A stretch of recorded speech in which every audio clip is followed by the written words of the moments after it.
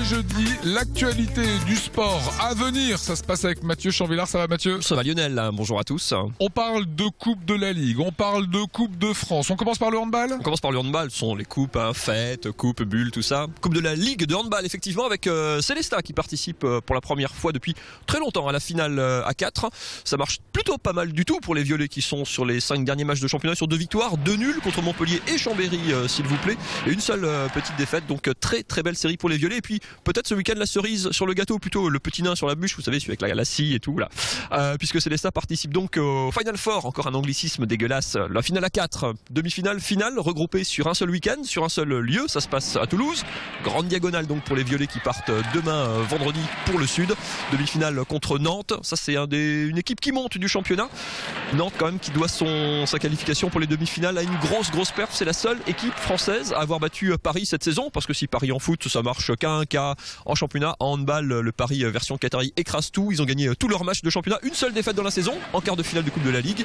Donc Célestat Nantes, c'est samedi après-midi. Il faudra une grosse perf au violet pour passer, parce que Nantes c'est quand même a priori un peu plus costaud, mais Célestat n'a rien à perdre. Écoutez à ce sujet Jean-Luc Le Gall, l'entraîneur des Violets.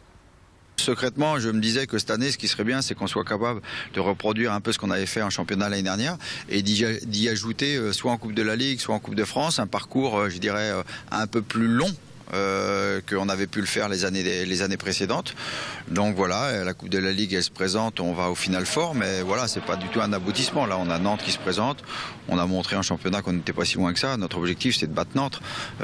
Après on verra, mais c'est surtout de battre Nantes, parce que quand on vient, les gars que j'ai, quand ils rentrent sur le terrain c'est pour gagner. Donc là ils sont vraiment dans l'idée sûr, ça va être compliqué, mais voilà, pas plus compliqué qu'un match de championnat. Et voilà, on y va pour gagner. On a aussi nos atouts, on a nos arguments. Donc, c'est sûr qu'on est l'outsider. Maintenant, c'est aux autres de prouver qu'ils sont plus forts que nous.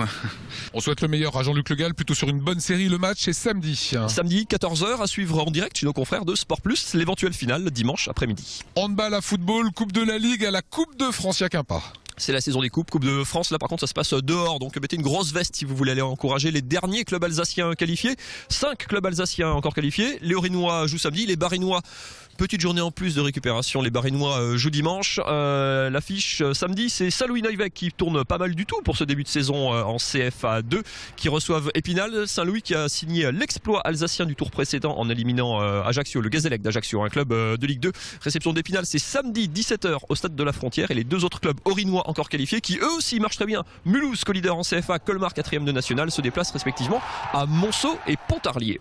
Et les Barinois enfin ce dimanche? Et les Barinois dimanche, le Racing qui lui par contre est dans une sale série un petit peu empêtré, les hommes de François Keller. L'occasion peut-être de s'aérer un petit peu l'esprit. Réception de Sedan, un club de Ligue 2. Ça sera compliqué, mais Sedan est dernier de Ligue 2, donc les deux équipes ont un petit peu besoin d'un bol d'air. C'est peut-être l'occasion pour le Racing d'aller un petit peu mieux. Match dimanche 15h à la Méno.